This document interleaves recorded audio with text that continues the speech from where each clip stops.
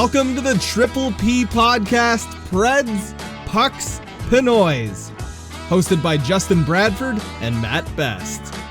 Hello and welcome to Triple P podcast. Preds, Pucks, Pinoys. Justin Bradford, Matt Best. I'm back from the honeymoon. Matt's been holding the fort down with Penalty Box Radio and everything else that went on in his life. But we're back. It's a huge week for the Nashville Predators. Not just the Stadium Series, but the Pekka Rinne jersey retirement ceremony is happening. So many people are going to be in town this whole week. I mean, Matt, just when you think about it for a franchise, to have two big events like this happening, I mean, these are two, I would say, hot ticket. Now, granted, there's still tickets for sale for Stadium Series because there's just so many available. Yep. But it's still a hot event to be at, and it was something that people don't want to miss just for the experience of it. But to think these two events are going to happen with only one day in between, that's pretty amazing just to say that that's going to happen for the city of Nashville and the Predators. It keeps the buzz on the city of Nashville as a whole, because if you had the Pekka Rinne retirement thing 2 months from now or a month from now, people would be like, oh, it was the city that had the Stadium Series. That's cool. But, I mean, it's smart that the Predators did it this way. I mean, I know the league picks the date for when the Stadium Series is, but the Preds pick the date for when Pekka gets his jersey retired. So it's good marketing to get people to still go to the Stadium Series, to create that, like, long weekend feel around the city where it's going to be a party. It's going to be a fun party. And we'll talk about it later that you and I have a few things lined up for the fun party for the Stadium Series. Yeah, and too, this was supposed to be the Rinne retirement game was supposed to be the first home game after the Olympic break. That did not happen. Yep. But the Predators were not supposed to have like a home game in 3 weeks. It was supposed to be the first home game back before the Stadium Series game, so it was supposed to be a huge deal, and it still is, obviously. But even for the Stadium Series game and for the Pekka Rinne retirement, we know that Shea Weber is going to be in town for the Pekka Rinne retirement. Now that he is basically retired, he can do stuff again. So he's going to be at the lunch that is being hosted for Pekka Rinne. And then we got word of all the different alumni that's going to be in town this weekend, including Kimmo Timonen, Steve Sullivan, Jordan Tutu, Scott Hartnell. Those folks are going to be in town as well for the big event. So those are some decent names. I mean, especially when you think Kimmo Timonen, he won a cup with Chicago. Unfortunately, with Chicago, but he got his cup. Steve Sullivan, a Leafs alum as well. Yeah. But plenty of big names in terms of Predators history. Very memorable names are going to be in town in terms of alums, and so much is going to be going on at the stadium there. I know Vanderbilt and MTSU also have a quick 1 hour game happening Sunday night. I'll be there for that. That is very limited attendance, so I'm sorry, folks, you can't go unless you're invited. It's just the league rules there too. But the boys they're going to get to play under the lights. And it's just excited for them to have an opportunity as college hockey players to just get to play, even if it's just 1 hour, to play under the lights. I know the high school hockey students are going to get a chance to play on that ice as well too. For one of their games, which is going to be really cool. I believe that's their senior game. Yeah, the seniors are going to get to play on that ice. So they're doing all they can in like the 5 hours the league gave the Predators to have college players, high school players. I know 7 Element in terms of veterans and first responders are getting some ice time. And then I think they're doing a women's and girls event. I just wish things like that were more well known to the public. Because people look at these Stadium Series games and outdoor games as just a big cash grab. And I mean, they are. It's not wrong, but it's cool to see the human aspect of it, especially when you're talking about first responders and veterans being able to play. I mean, you don't need to televise that or anything, but you can promote it and just show people that you give a shit. I think that would be a big step ahead for the NHL. If you were a Predators fan, well, I mean, you follow the team, etc., but we're calling you media because you are media. If you were a fan, though, what would you rather go to if someone said, I have a ticket in this hand and a ticket in this hand? Pekka's retirement or the Stadium Series? Both good seats. Let's say the value is the same for the seat.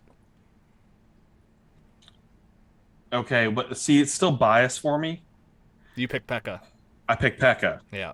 Because just in my interactions with him and everything I know about him, the history that's being made there is the first ever jersey being retired in Predators history. Stadium Series is fun and neat, but it's not the Winter Classic. Yep. As well, so you're not getting near as much national attention and worldwide attention as the Winter Classic does. Because, yeah, it's still going to be a national TV, but it's not the draw that the Winter Classic is. The Winter Classic is the draw. I would bet that a lot of hockey fans don't know that the Stadium Series is coming up, and that's just due to it's Nashville and Tampa Bay, both not gigantic market teams. And I know the Lightning are fantastic and a perennial contender, but they're not like the A tier when it comes to marketing. They're not a New York Rangers. They're not a Montreal Canadiens. They're not any of those teams. They're damn good, but they just don't get that attention. Now, mind you, if this was a Stadium Series with one of those upper echelon teams, then it'd be a big event. Original 16. Yeah, pretty much. Any team that has a followed history, to say the least. If it was me, it's tough because I did pick one of the events to go to. As an outsider. Yeah. I just find like the Stadium Series is so rare, and for me, because like Pekka Rinne wasn't my favorite player growing up, and I haven't been a lifelong Preds fan, so I don't have a huge connection to him being retired. He deserves it 100%. That's not even the debate here. It's just, to me, if I want to go experience an experience, I'm going to the Stadium Series, and I mean, that's why I'm going. I also have never seen a hockey game in a football like atmosphere. I've seen games at, well, I did see it at the Big House, but I mean like an NFL atmosphere stadium kind of thing, because it's just completely different. And the stadium has, like, especially if you're going to be on the east side of the stadium, you're going to have views of downtown Nashville that you're looking at. That's cool to me. That's a lot more cool. That's like cool. I went to the Big House. I saw the game in Ottawa against the Habs, I think it was, and froze my ass off there. I forget what that was even called. I saw the other Winter Classic in Toronto at BMO Field, but this is the venue I'm most excited for outside of the Big House. Big House was just incredible, but the Big House was something else, man. But this is just like, this venue is more exciting to me than BMO Field or wherever the hell they played in Ottawa. I forget the name of that football field there. So that's why I'd choose the Stadium Series. But I would bet that if you polled Nashvillians, it would be a 70-30 split the other way. I think so, especially those that have been fans for more than 3 years. Yeah.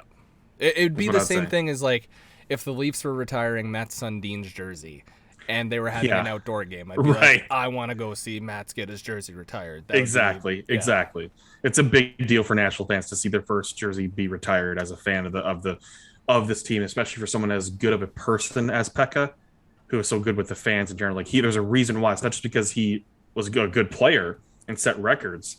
It was that he was so good with fans as well. He's so good with people. He's a people person when it came to that. So, but speaking of the Nashville Predators, this is the last time we spoke. They've been a little more average or even below average. They're losers of 4 in a row, 4, 5, and 1 in their last 10. They're now 4 points behind St. Louis, and St. Louis has a game in hand. They're 5 points behind Minnesota. Minnesota has 3 games in hand, and they're 16 points behind Colorado, and they're even. And then, let's see, behind them, Dallas is 4 points behind them with 1 game in hand. The Predators are... I'll pose this to you. Yeah. Before I give my own comments, because I have a feeling I know how the direction you're going to go with this.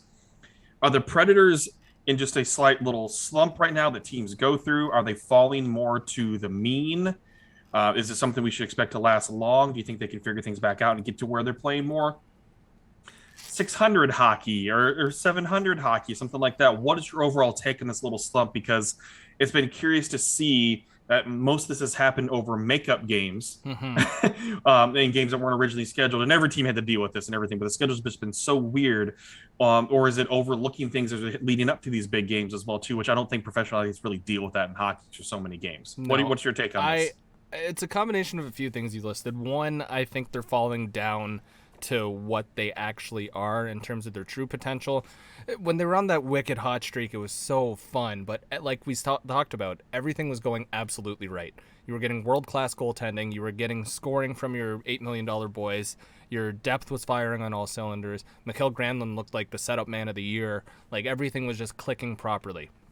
We both agreed, yeah, it's pretty damn good to watch, but it's probably not the team they're meant to be. And then the other thing that I'm looking at is just they played the least amount of games in all of February. And February still have 3 more games to go. But when you do anything in life, and I know they're professional hockey players, and they've done this for most of their lives. Once you get a break, it feels kind of weird, unless it's a true break, like a true 2 week or 1 week off. Instead, they're getting a game. I mean, they went from the 1st to the 9th, and then they went 9th to the 12th, and then 15th to the 18th. My thing here, out of these next 3 games, because it's every other day, is you got to pick up 2 wins here to not make people believe again or anything like that, but to really establish yourselves and reestablish yourself as this is a true contending team for a actual playoff spot, not a wild card spot. They're big games. Florida, Dallas, Tampa Bay. Honestly, you get away with 3 points here, that's fantastic.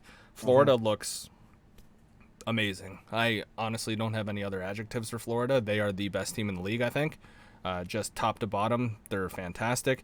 Dallas has been Jekyll and Hyde all season long, and Tampa Bay is Tampa Bay, just to have a cop-out answer there. This is where the excuse of, well, they had a bunch of days off, that excuse is over as soon as the 22nd game happens, because that's when you get back into the groove of things. You can't use that February, they didn't play many games thing. That's only applicable to the first 3 weeks. You don't group in these next 3 games with they didn't play many games in February, because now they're getting back into the groove of things. This is a 600-ish hockey team, 600 to 650, which is good, which is a lot better than what we expected. But it does trouble me to see Dallas kicking around. I mean, over their last 10, they're 6-4. They're starting to look good, and then I watch them again, they're starting to look terrible. That team will go as far as Jake Ettinger lets them go, because that's basically their backbone. And if Tyler Seguin wants to step up and do something every now and then, that'd be good for them too. But for me, if the season progressed the way I think it will progress, I think Nashville finishes as the top wild card team. I think that's still, I mean, for most of us, right? Yeah, good. It's right around where we kind of thought they might battle for, either right out on the outside looking in or in a wild card spot. And that's not a bad situation to be in, given the expectations. I know we all adjust, but go back to Florida real quick. Dear God, they're plus 63 goal differential. That is insane. And you look at some of their scores, they're goal-scoring machines in Florida. I mean, there was a streak of like 13 games in a row where it was just betting the over and you'd hit every single time. Like, Jonathan Huberdeau has 70 points in 50 games, folks. And that's not even goals. That's mostly assists, but racking them up. But they're just distributing the puck so well when it comes to goal scoring that you would think there'd be a lot more players like getting closer to 30 goals already. But you have Barkov at 23 goals, Bennett at 21, and Duclair at 20, which Anthony Duclair, I mean, I really wanted the Predators to figure out a way for him. He's so offensively gifted, but not defensively. I think what's happening for the Panthers, too, is that Anton Lundell has been amazing as a rookie. Mason Marchment has been a revelation in terms of just coming out of nowhere. The rest of the team defensively has been great. Mackenzie Weegar has been good. The only disappointment for me has been Patrick Hornquist and Owen Tippett.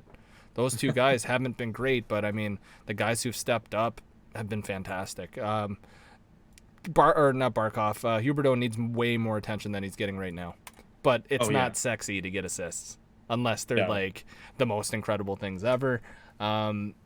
It's best team in the league to me are the Panthers, and it's not that close. I mean, the Hurricanes are good too, but the Panthers are on a different level of good. What's just crazy with the Panthers is the sheer number of players that have over 20 points. Yeah, they're so balanced. Like top to bottom, defensively and offensively, they're just good. 2, 3, 4, 5, 6, 7, 8, 9, 10, 11, 12 players. And Horny has 19 points. So he's right on the doorstep. Which is just, it's crazy too, because that's the distribution and the depth as well too. And they're doing it without their original head coach for the season. Yeah. So it shows the team overall is just talented. Straight up talent. So the Predators do have some challenges coming up with that. And who knows what's going to happen with Dallas. Tampa Bay is Tampa Bay. But it's one of those games that you hope the Predators are able to find balance outside in that type of game, to where they started out great against Dallas, and they're a very different team. They had a great start against Dallas in the Winter Classic and then pootered out. So it's, if anything, again, we all know it's for the atmosphere, but you'd want to see, if anything, just for the sake of the fans, the Predators get wins at least Thursday, Saturday. Against the Panthers is going to be tough already, but if they, like you said, if they get 3 points, Okay, but overall for the fans to just feel fulfilled over the course of 3 days, 2 wins, however they come. Yes.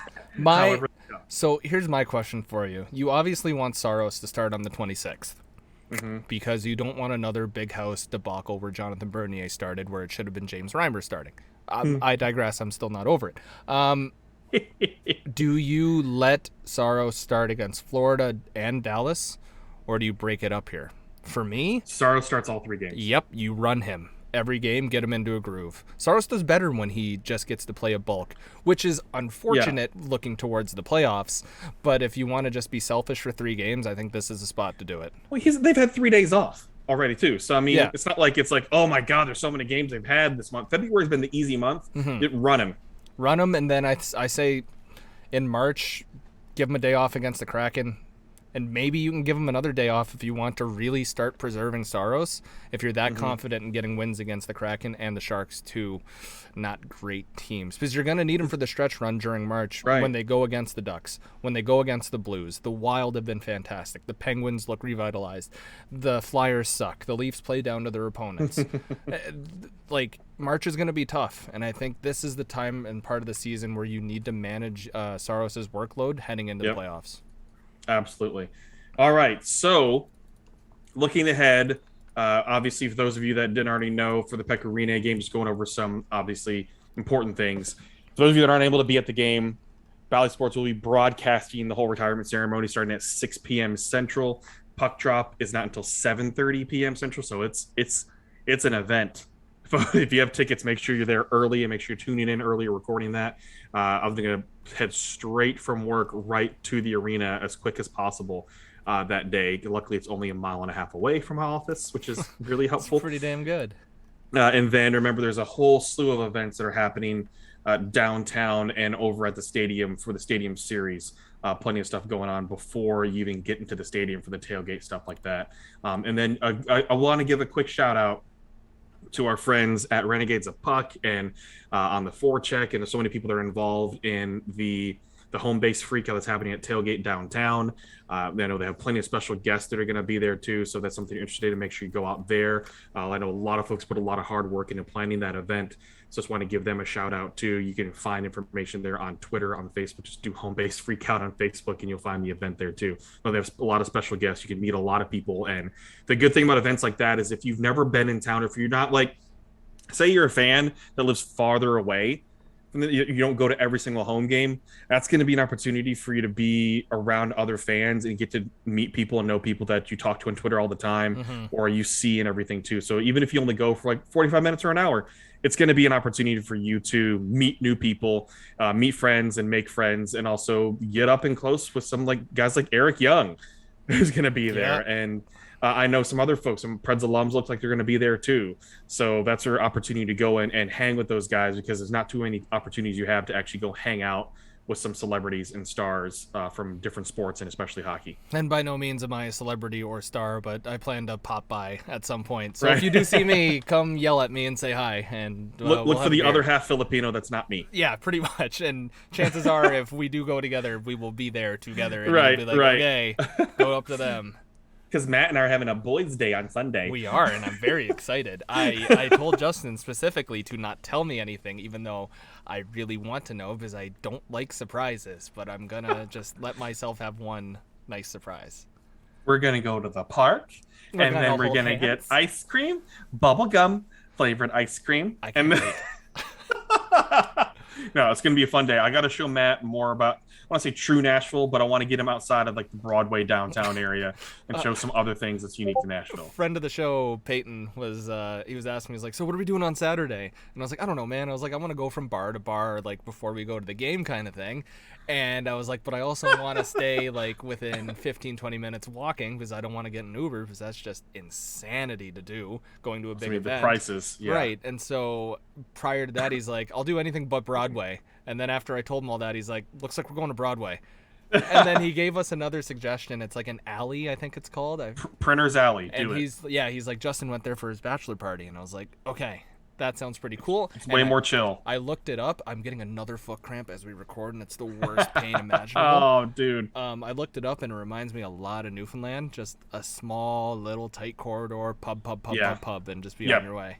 Yeah, there's a great English pub there too. That has really good fish and chips, for sure. And then like good live music that's not just country. Like you're gonna find non-country live music there, which is great. So highly suggest that. I don't know, Skulls is right there, and then the Blues Bar is right there too. I'm good with that. If anybody has suggestions on where my Canadian ass should go, let me know.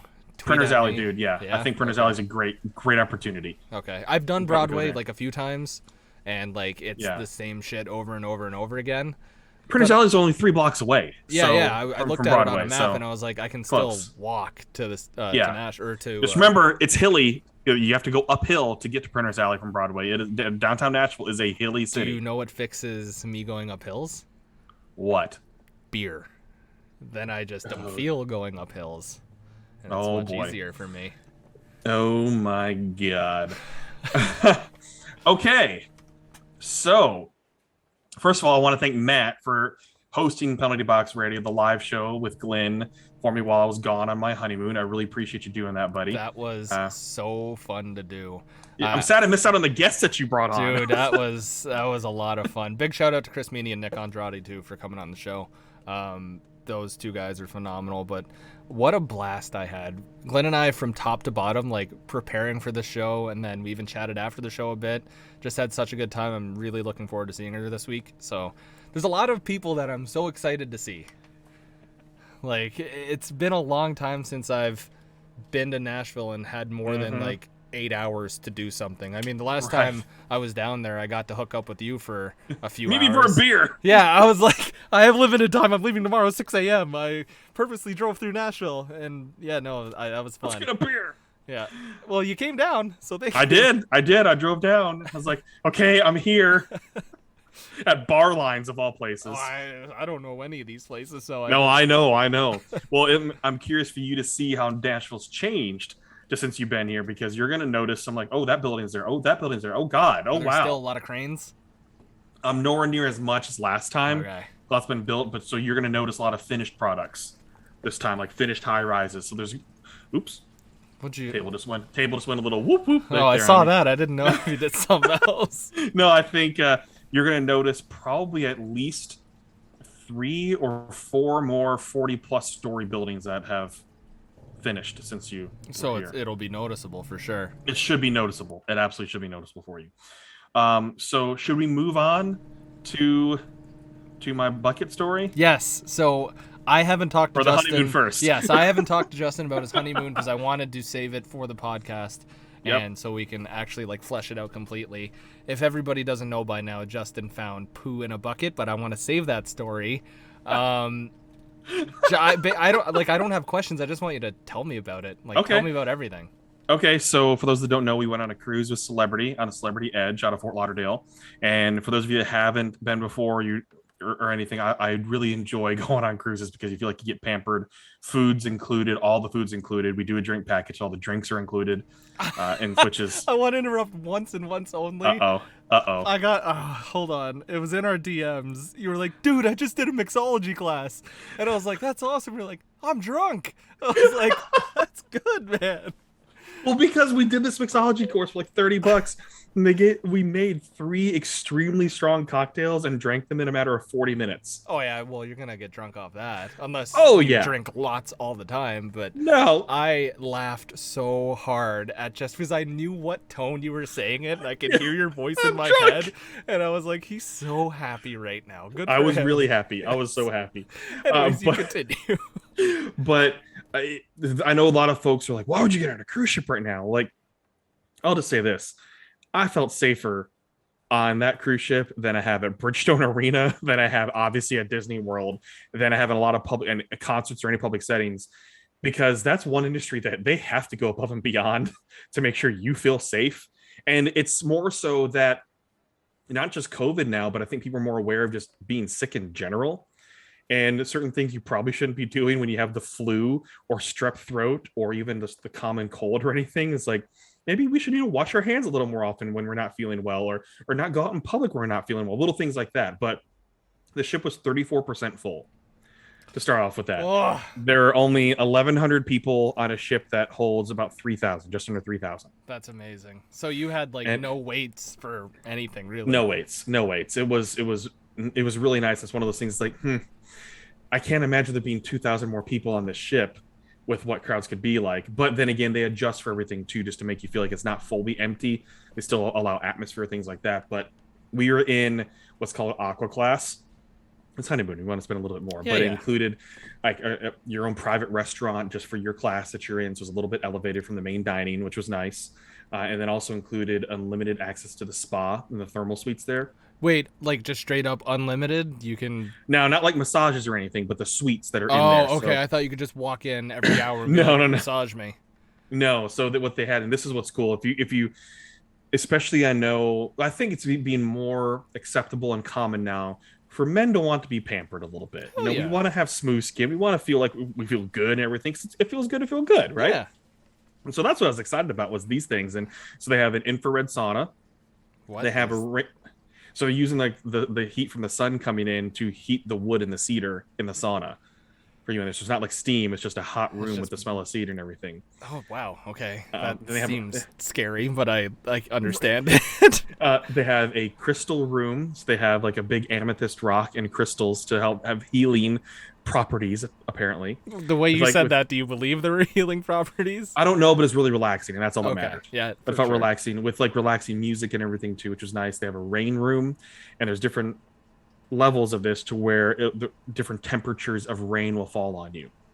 Oh, I thought when you said rain room, I thought it was just like you hear the rain kind of thing. No, it's like falling on you, and then they have a mist and everything too with raindrops, and so it's like warm or cold, so you can like do different things with your body temperature. They have a salt room where there's a big salt brick that they're like putting vapor through to put salt in the air for you to breathe out. It's supposed to have healing powers as well.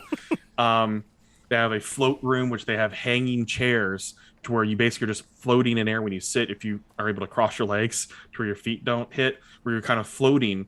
They're almost like a hammock, but it's a chair, and you're just looking out into the ocean as you're sailing. That's cool. That seems very relaxing. Very relaxing. And then they also have heated lounge chairs.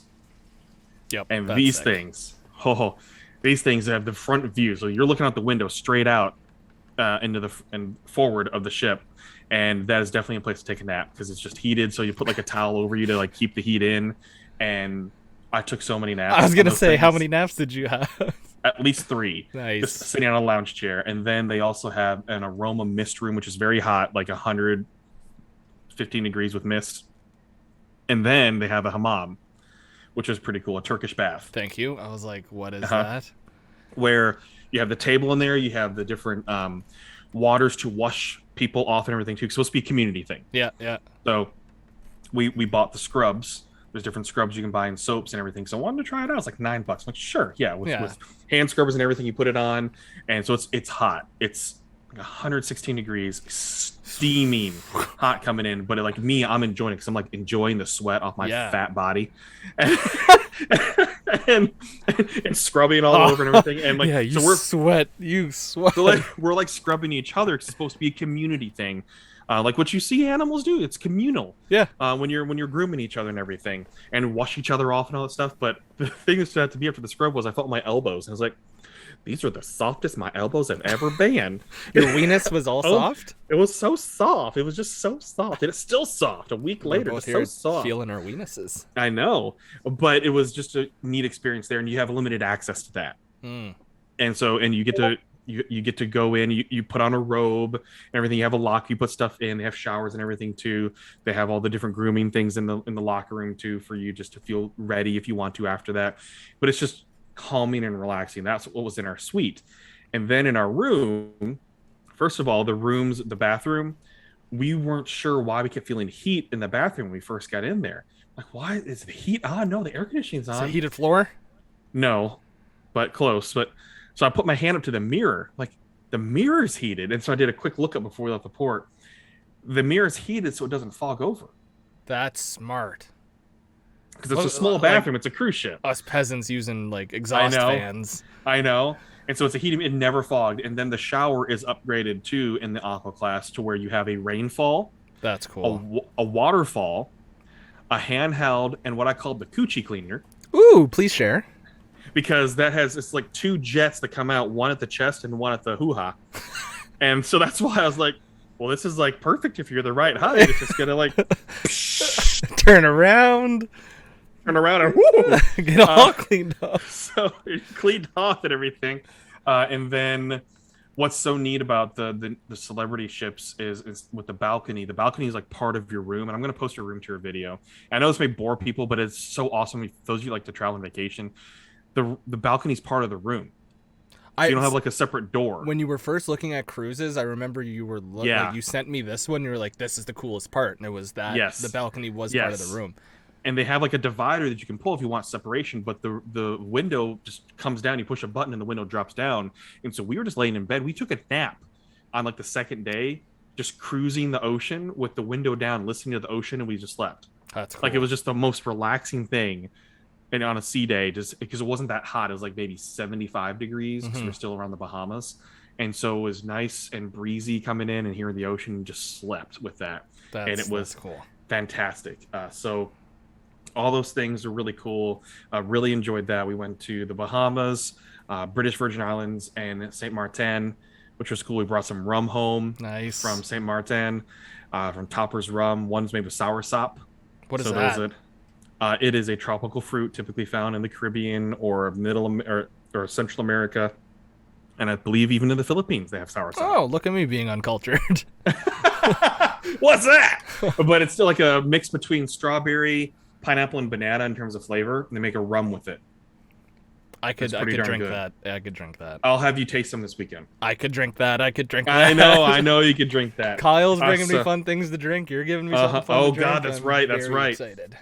So yeah, it was a lot of fun, and I'll just say, folks, if you're just curious about cruises, again, like I said, I felt safe because the air felt so clean in that room that my nose was just free, and I didn't have dry mouth when I was waking up in the middle of the night. Sometimes I have to go to the bathroom, and when we got back home or just back to the mainland, it seemed my nose just back to allergy mode. I was like, oh my God, just missed the sea air. But even then, just on the ship, it just felt cleaner. The air felt cleaner, like the way they were filtering it. Plus the salt in the air too always helps with the seawater. But fun experience overall. I highly suggest it. Celebrity is definitely the more adult style because you don't have all the children's activities like you might have like Royal Caribbean, which is totally fine. Like I love Royal Caribbean as well because they have like the wave machine. They'll have rock climbing walls, basketball courts, all these different kinds of things. I think Norwegian has a go-kart on one of their go-karting track on one of their trips. Ice skating rinks on mini putt on Caribbean.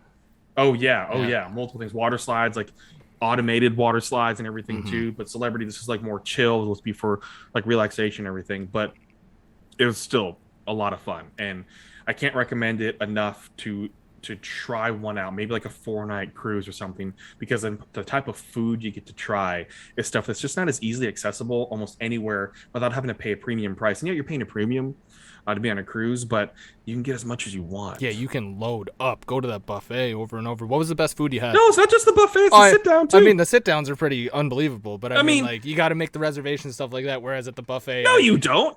Oh, okay. The cruise I went on, you had to make reservations and like call the concierge and be like, "I'd like to eat at this restaurant at this time." No. Okay, you're dining group B, and you get to go in at this time and stay until this time. Yeah, that's the style of the past. Damn it. I mean, it's so much better now. It's open dining. Shit. Okay. Well, no, it's great. Well, I mean, I need to go on a cruise again. Is my that's why I said shit. We figure out a time to go. So what was cool about this ship, even though we didn't do main dining other than just one night, they have 4 main dining halls, and what's so cool about it is you have your main dining menu, but they had one that was Greek inspired. They had one that was Italian inspired, one that was American modern inspired, and one that was French inspired. So you have unique menus for each one of those main dining rooms, which were all huge in general, but it gave people a chance to like choose the type of food they want other than just a huge mess hall type of thing. Instead of having like a little bit of lo mein on your plate, a couple onion rings, some mashed potatoes, and then like a slice of pizza. Yeah. But I will say, in terms of, obviously I enjoyed the sit down, but in terms of, this is going to be so funny, I think.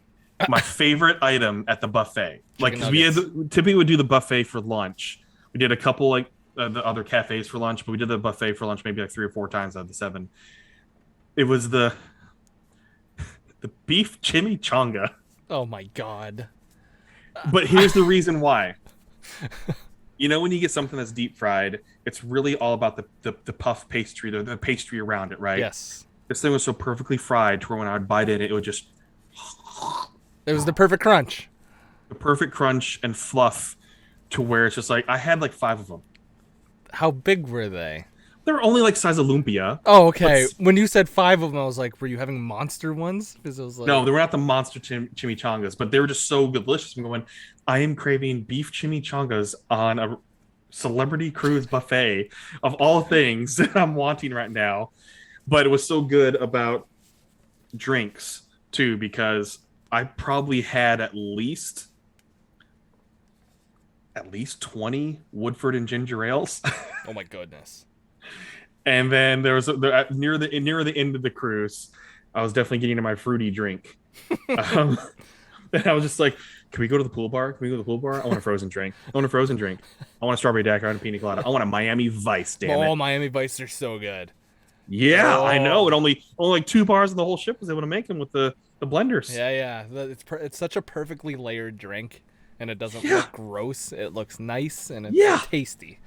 And I didn't care what people thought. Somewhere. Oh, I stopped caring about shit like that so long ago that, like, oh yeah, I love having a fruity drink when I'm out, and it doesn't hell yeah. But I say I don't care, but I still do care. Like, I'll still order a beer and stuff first if I go to a bar. We only had 1 beer the entire cruise. Only had 1 beer. Wow.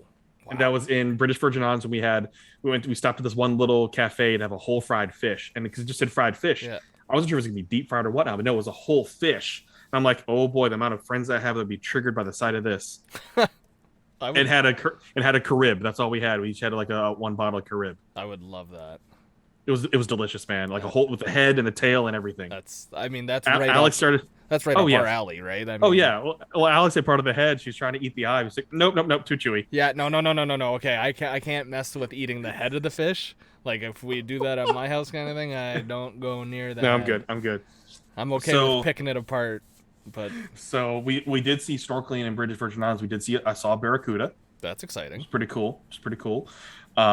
Yeah, I was like, oh god, that's a big fish. That's a barracuda. So, and then we went to Maho Beach in St. Martin, which is the beach where all the planes land, really close to the water. Yeah. Only saw 1 little plane take off, and I'm sure people saw this on Twitter, we're driving up to it because we did a double-decker bus tour. This was our old person excursion. We're doing a bus tour because it had stops and everything. Like, oh, it has stops. I want to go to Maho Beach. I want to see. Because they don't have 747s that land there anymore. Folks, if you have no idea what I'm talking about, just search on YouTube Airport Beach or Airplane Beach or Maho Beach, St. Martin, and they have it. I think it's been maybe 5 years at least. The beach is maybe 30 or 40 yards, and then all of a sudden runway, and that's it. And there's 747s. This is like one of the shortest runways that 747s are landing or taking off on. They have signs warning you that you get blown over from the thrust from a 747 because they have to be at the very back edge to take off. Yeah. And it's right into the mountains. So it's a steep climb too. I promise you, go YouTube that if you haven't seen it. But that's so cool. When we're pulling up, I'm seeing a private jet. This is hockey related. I'm like, wait a second. That's the Minnesota Wild logo. I wonder who was there. And I was like, wait, that's got to be Craig Leopold's jet. Because I remember when I was writing my book years and years ago, when I interviewed Craig Leopold on the phone, I was told that he's going to be talking to you from his Caribbean beach house. Oh, that's him. So there's no doubt. I mean, who else would it be? So Craig Leopold was spending the winter out of Minnesota at his Caribbean beach house because the Princess Juliana Airport in St. Martin is like the hub airport for the Eastern Caribbean. Basically, people all fly into there, and then they go and hop to all their other smaller islands that don't have as big of airports or runways. So he's on one of the islands in the Eastern Caribbean. If you just type in Craig Leopold private jet, you can see it, and it's so Minnesota wildy. Oh, yeah. Good for him, though. That's sick. I've always wanted to go to that beach. One of my close buddies, he has a timeshare in St. Martin. And the one year, like, it was before the pandemic and everything, he invited me, and I couldn't go. and he goes all the time, and he's actually there right now, and I have him on like Instagram and stuff, and he's been posting all the planes landing, and it's making me pretty jealous. But it's that's the one spot you went to that's like on my bucket list of destinations I need to go to. It just seems so fun. St. Martin is so beautiful. And yes, I was like, oh, I'm doing hockey work. I'm tweeting about hockey while on my honeymoon. But it's really relevant because it's kind of funny. It's like, of all things, I'm probably the only person on this entire bus tour that knows that logo. Yeah. And knows specifically who it belongs to. Who it belongs to. Yeah. So, yeah, we got back and it was a lot of fun. So much great food. I'm going to keep posting some food pictures because there's so many good foods. And then when I say, folks, that when you're on a cruise, you can order as much as you want, even though you have the menu, and you may select one entree, you can have more than one. You can ask for more. Now, granted, I wasn't wanting to stuff myself. But for instance, on our last night on our dining room, it was lobster and steak they're having that night. And both of us were like, we don't want to choose. Can we have both? And so we asked the waiter, like, hey, can we have a lobster on our steak dish so we can have like surf and turf? Like, yeah, of course. That's pretty cool. That's like the fact that they're that accommodating without being like, fine. Oh, yeah. And Southerners will appreciate this one. So Alex and I are trying to get better at bringing stuff from where we're from to share with other people and everything too, whether it's other cruise passengers or the staff and everything on a cruise ship. So we bought boxes of Goo clusters and moon pies to share. And here's the thing. When we were leaving, there was a shortage of Goo. What? Because there are so many stores that used to carry it in the airport. I even looked at like the multiple grocery stores, multiple gas stations before we left. Nobody had Goo. I looked at the locator, finding where they supply them and everything, because Goo is a very popular snack. And nowhere had it. We went to one store, and they said, this other store around the corner in the airport, we know has like 4 boxes. Go there quickly. We go there, and there were 3. We took 2 of the last 3, and they said, yeah, we just haven't had shipments in weeks. And like, holy crap, of all things, Goo. And because we did receive emails like back in December that there's been some shortages with Goo clusters because of supply chain stuff. And when we got back, there were so many Goo clusters everywhere, so they got shipment. But anyways, we were giving out Goo clusters to the staff, and this was so cool because you think most of the people that work on cruise ships are not from the U.S., they're not from Canada. They're typically from the Philippines, from Indonesia, from India. Those are probably the 3 main countries that you're going to have in terms of service staff. And so, yes, they travel around the world, but they don't necessarily get stuff from like in the middle of the mainland of the U.S. In terms of treats. So given our room attendant Goo clusters, he's like, what is this? I was like, it's chocolate, peanuts, and like a caramel and a nougat. He's like, I'm going to have one of these right now. Like he was like ripping open the box. And then the moon pies, obviously not Nashville, but still a Tennessee product, Chattanooga, gave those to our service staff in the dining room, and those that were not part of us, they were coming up to them going, so you're going to share, right? Like, give us some of the goods. Curious and excited. Yeah, give us some of the goods. So it's just cool, and I highly recommend doing stuff like that if you're going on that kind of vacation. Wherever you're from, bring that stuff if you're allowed to. I mean, it's probably hard, Kyle, to bring alcohol. But bring stuff that you can share, because you can tell people, even not even just the service staff, but other passengers we're sharing some of the stuff with too. It's really cool to share where you're from, to share your culture, even if it's just your state stuff or snacks and stuff that's unique to your area. It is so cool to do those types of things. And hey, your luggage is typically lighter when you come back if you brought a lot of food, or if you brought a lot of souvenirs, maybe not so much. Just don't bring heavy food when you're sharing. Like shit buckets. Buckets. So speaking of, after the cruise, we rented a car in Fort Lauderdale, drove to Orlando for Disney, where we woke up, it was 45 degrees. On our first day at Epcot. 45 degrees. I had to realize that you were talking about Fahrenheit and not Celsius. I was like, Fahrenheit. Wow, did you melt? But no. Fahrenheit. That's cold for there, dude. That's really cold. But aside from all that, yes, we drank a lot at Epcot. But we go to Magic Kingdom the next day, and if you haven't seen the video, I highly recommend you go to TikTok, where it went mildly viral. It's like over 55,000 views now on TikTok. All the Disney creators were commenting on it, going, oh my God. So I bought a little popcorn bucket. And it's not the Figment one. This is not one that had lines and droves of people lined up for. This is just a souvenir bucket. That's just for the 50th anniversary. It's only $13. The Figment one's like $25, $30, something like that. It's not a specialty one. It's just a souvenir bucket. Just because I love popcorn, little buckets. You can do stuff with it. And Disney popcorn is just, it's delicious. And so we're walking out after the monorail and walking into the parking lot at Ticket and Transportation Center For those that don't know, you don't park right at the Magic Kingdom. You have to take a monorail or a boat or whatever from the Ticket and Transportation Center to that, unless you ride the bus or something like that. And from a distance, we see a bucket on the ground, and Alex is like, well, slaps me on the shoulder. Like, look at that. You didn't have to buy one. There's a free one right there. I'm like, oh, wow. Yeah, you're right. So we get a little bit closer, and I'm just like blinders on. I want this bucket.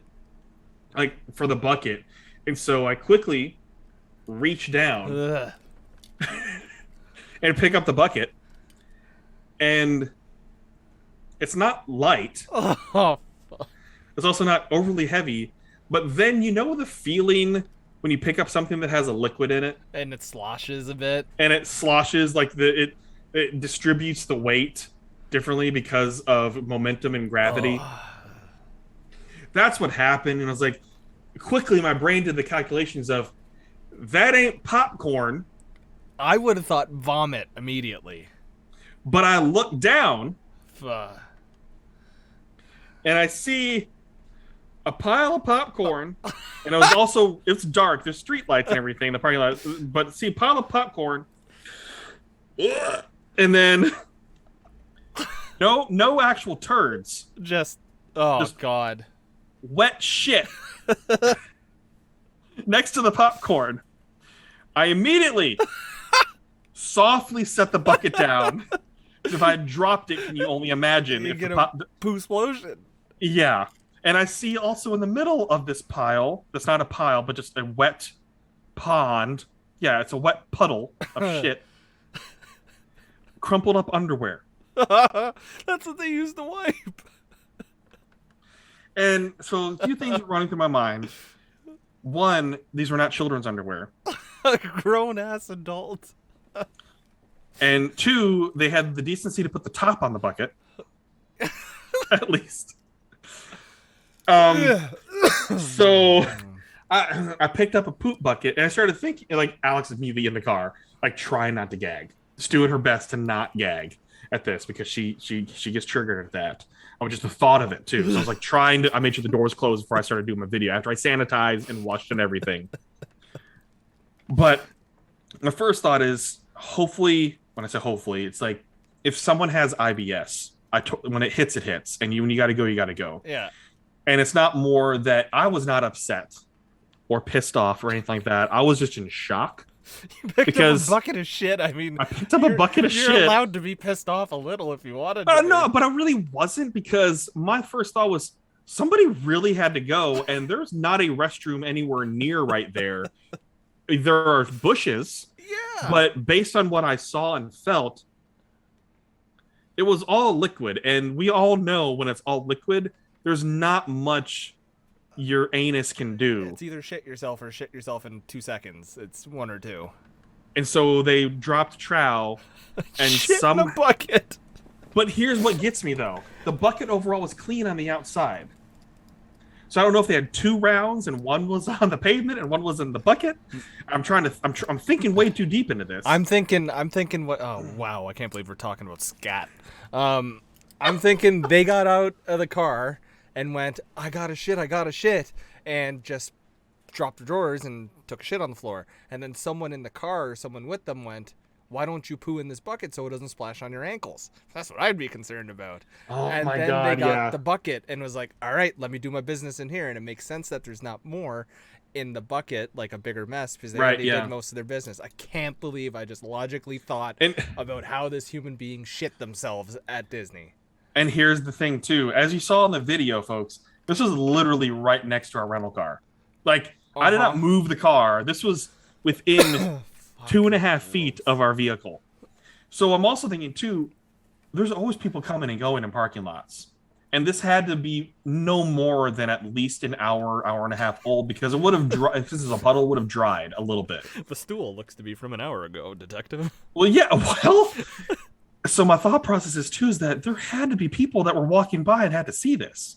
Oh, yeah. There's no doubt. Like, what would you rather do? Shit yourself in your car, or have you're right. strangers watch it? Well, yeah, of course. Well, that's why I know people were saying that's Universal Studios behavior and making the jokes like that, but I'm sympathizing with the person a little bit too, because they obviously had to go really bad and could not make it anywhere. It's not like they decided, I'm just going to take a dump here because I can. Because when it's liquid, it's not because you can, it's because you have to. But if it was turds, it'd be someone's a little different. Or it'd be a dog. Like, it'd be one of the right, two. Yeah. And someone's playing a joke. But liquid means bad times for all. Had to go. But that happened to me on our last night in Disney. Oh, I thought you were going to tell me a story about you shitting in a parking lot. No. Because you're like, that happened to me. I was like, are we getting some more poop stories? No. That was... You'll never forget your honeymoon. That was like I said, that's a core memory right there, man. Yeah, you'll never forget that. Like, if there's like a job interview and they're like, tell us your most, like, one of your funniest or most interesting stories, that one's up there. That gets some consideration of, I want to hear about some poop. Like, especially because I'll be fully just honest about it too. Yeah, it'll show you're compassionate. Oh yeah, compassionate. And other people are like, did you keep it? I'm like, yeah, with lots of bleach. I would have thrown up immediately upon seeing that. I have a very weak stomach. I don't know how I didn't. I like this when I take out the garbage, I gag half the time because I just don't do well with smells. And like when I have to pick up my dog's dumps, like I don't do well with smells. I guess there's the content creator in me. Well, yeah, I would not have had the just right mind to create a fun and like level-headed piece of content. I would have probably taken a Snapchat and sent it to like my group chat with my best friends and been like, LOL. And that would have been it. And then I would have thrown up in the car. Dude, just go to TikTok and see some of the comments though. Some of them are really funny. You've got to go see some of these comments from cast members, former cast members, current cast members, other Disney like annual pass. I was told that my video made its rounds in multiple Disney like annual pass holder groups. Oh my God. I'm amazed Disney hasn't reached out to you and been like, not that you're looking for it, but like... They don't care. Yeah, no, but I'm just amazed because even you said it went kind of viral that they haven't... It just seems like an easy opportunity for them, an easy PR opportunity. Where, sir, you picked up a shit bucket. Here's a fresh one. Here's a bunch of free merch for you. Or next time you come, here's a bunch of other shit because... fuck. Thought of like human diarrhea in front of me is unsettling. Well, and here's the good thing, at least it did not smell. I could not notice a smell. That helped a lot. It was from all that holistic healing that you had on the cruise. You're only about good smells now. Bad smells be gone. Oh man! After all the great smells on like Pirates of the Caribbean, the great smells that are in there, the smells of the popcorn and the funnel cakes and everything, and corn dogs and fried goodness. Feces. Feces right there. Right there at my feet. I probably sent the blinders, dude. I probably sent that to about 15 to 20 people. Oh my God. And I posted that at night. I think I posted that closer to 10:30 or 11 o'clock. I saw it the day after, like mid-afternoon or like towards the night, and I looked at the timestamp. I was like, one, how the hell did I miss this? And two, like, well, I posted like 11 o'clock Eastern. We went to bed at the hotel. I get up in the morning, and all of a sudden I have ridiculous amount of TikTok notifications. Like, this reached a lot of people. Like, it reached some of my favorite Disney content creators too. I'm like, oh my God, I got comments on that. My favorite part of that whole video was you, and if you're watching on YouTube, you'll get to see me do this, doing this. And I know. And then I was like, you're not that dumb. I knew that before I even read any of the comments saying that you sanitized. I was like, yes, definitely sanitized. Definitely. But I only touched it with my right hand. I picked up the bucket by the handle. Fuck. With my right hand. But I learned a lesson. Yeah, don't pick up buckets of shit. No, if it's in the parking lot, it's too good to be true. It's so shit. I'm looking at the video and I saw the pile again, and I don't want to see that. But well, that's really what my reaction was, because I picked it up and it's like, I believe this is how it came out. Oh fuck, shit! Oh God, no! Oh God, Alex! She's like, what? Like, it's shit. I like looking at that just then made me kind of ill. Don't like I'm not even gonna dive into this because I bet there's other listeners that also don't like poo, and I was about to describe things, and I just gonna leave it at that. We've done a good job of not describing. Well, speaking of food, Oh yeah, what the? What's wrong with you? Oh God. Okay, so the plan, I think, for us this weekend is we're gonna try to get lunch at Maymax Market on Sunday. No poop. No poop. Poop before you go, or poop when you're gone. Or you poop there, but that's Filipino food there. It's Maymax. It's Maemax Market. It's over in Laverne. That's the only Filipino restaurant, folks. So we're gonna try to go there. Look out for details, or shoot us a message if you really want to go, because we probably need to give them a heads up before we go, because I want to order what's called the boodle, because they do it where you have to have a minimum of 4 people to order each one of these plates, where you get a good variety of Filipino food. So if you really want to join us, shoot me and Matt a message that you're interested, and you've got to commit to this if we're going to order these things. Okay. Yep. So only do that if you know you can make it. It's over in Laverne, off of Murfreesboro Road. Really good food. They also have a market there too, so you can do some shopping at an Asian market if you choose to as well. So plan on doing that early Sunday. Probably, when I say early, like early for lunch, probably like 11 a.m. ish. So we're going to do that. We have more details soon. And then I know we talked about the home base freakout that's happening Friday. We're probably going to make an appearance there and then do our own chill thing at the other tailgate HQ over in Bellevue, Charlotte Pike area. After that, to close out the night there too, so you're more welcome to come and hang out there. That's definitely gonna be more of a chill night. Hopefully it's a little warm so we can sit outside. If not, they have a really big inside as well too. But that's just what we're gonna do. Lots of beer options with tailgate, which is always awesome. They also do pizza and chicken and salads and stuff like that too. Do I need to bring a jacket? I'd bring a jacket, like not I'm a coat. talking winter jacket. No, I'd bring a jacket, not a coat. Okay. For you're gonna be fine. My plan for the Stadium Series is this. Kyle told me it's gonna be close to 50 degrees. I think I'm just going to wear a t-shirt, a sweater, and a jersey and jeans, and I should be fine. Mm-hmm. Okay, just seeing like if you would give me a reaction that wasn't like, "What are you doing?" So okay. No, especially for you, you are still used to cold air, right? Yes, it was very cold 2 days ago. It was like minus 14 Celsius, so it was not. So I mean. This is a really long out forecast. We'll have a much better idea come Thursday, the forecast. Right now it's saying potential wintry mix at the evening, it looks like. About 49 degrees. So if anything, I'd bring a jacket that maybe has a feature for rain, like if you have a good rain jacket or something, that also might keep you a little warm, just because you're going to be doing a lot of walking that day. Yes.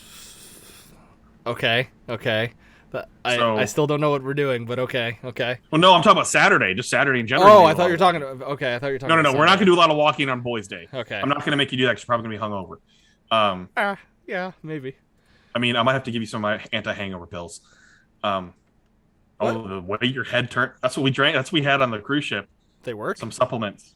I didn't have one hangover. Okay, well, sign me up. Okie dokie.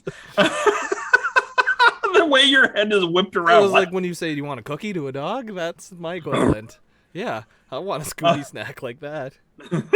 So that's what I'd say. Be prepared for, because in Tennessee it could be a warm day but a really cold night, more than anything else. But yeah, man, it should be a fun weekend. Looking forward to seeing so many of you this weekend, and for a lot of you being able to meet Matt for the first time too. So just super excited there. Matt, anything else to add? Oh, you're gonna get a jersey. I am going to get a jersey. I am deciding between 2. Can you guess who they are? And it's not a Stadium Series jersey. What is it going to be, a home or away? It's either going to be a home or a reverse retro. Okay. Let's see. Tanner Jeannot. Juuse Saros. Jeannot or Yossi. Yossi, okay. All right. I don't have a big goalie attachment ever. Okay. Just because of you got to be elite for me to. I got one. You did get one. I'm leaning. If I can get a Jeannot reverse retro, that's what I'm gonna do. There you go. If I can't, it'll be a Yossi something or other, just not Stadium Series, because. All right. Well, folks. Safe travels to you, Matt. Thank you, sir. Make your way down to Nashville later this week. Really excited to hang out. And again, everyone, keep an eye on our socials for more information just about our hangouts. Again, we're keeping it pretty chill and relax because I've had so much going on. And Matt's going to be traveling, and he just needs to chill too and have a fun time. So there it is. Nailed it. Thanks so much for listening. He's at Best of Matt. I'm at Justin B. Bradford, also Triple P Podcast _. And there you go. We'll see a bunch of y'all this weekend for the Stadium Series. Make sure, come up and say hi to us. We are more than happy to talk to people and chat to people. That's what we're going to be out and about for, because we want to meet you and chat with you. Until next time, peace out. Bye.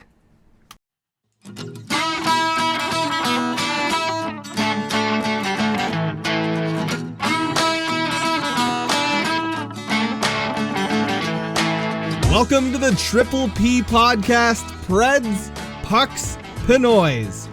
Hosted by Justin Bradford and Matt Best.